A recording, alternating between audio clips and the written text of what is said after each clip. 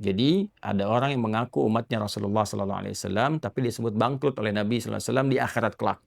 Ya'ti yaumal qiyamati, siapa mereka? Adalah orang yang datang di hari kiamat nanti bi salatin wa siyamin wa zakatin atau kama qala Rasulullah sallallahu alaihi wasallam.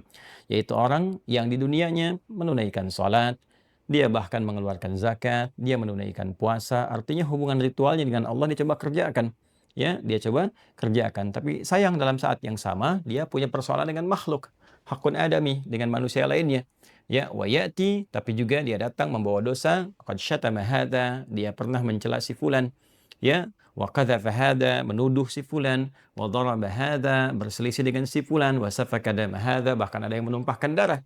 Ya, jadi setelah disinggung oleh Nabi sallallahu alaihi wasallam, ada orang perilaku ritualnya terlihat bagus, tapi tidak berdampak kepada hubungan sosialnya. Dia terlihat sholat tapi menuduh orang lain, memfitnah orang lain, mencela orang lain, membuat hoax misalnya, atau berselisih tidak pada tempatnya, ya kan? Dan ada yang bahkan menumpahkan darah, ya. Dan kita berlindung dari semua itu kepada Allah Subhanahu wa taala. Dan dia tidak menyelesaikan itu saat di dunia. Tidak menyelesaikan itu, memfitnah, tidak mengklarifikasi, tidak minta maaf, tidak menjelaskan. Kadang-kadang ditemukan hanya dalam bentuk umum tapi tidak menjelaskan. Memanfaatkan momentum-momentum misalnya Idul Fitri cuma nyalami minta maaf ya.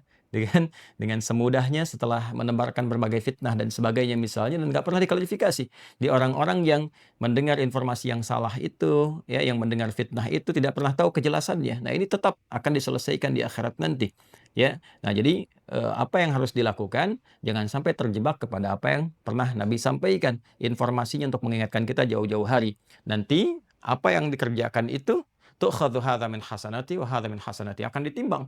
Maka pahala sholatnya ini yang dia bawa tadi, kalau nggak diselesaikan, dosa misalnya fitnahnya atau tuduhannya, maka diambil pahala sholatnya diberikan kepada orang yang difitnah itu. Itu yang akan terjadi di akhirat nanti. Fa in faniyat hasanatuhu, kalau habis kebaikannya, masih tersisa keburukan.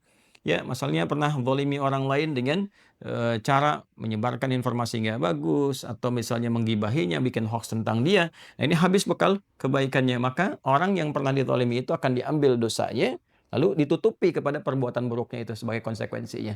Faturiha finnar, ketika habis kebaikan, nggak ada bekal kebaikannya, keburukannya ditambah, maka dicucilah keburukan itu di neraka terlebih dahulu.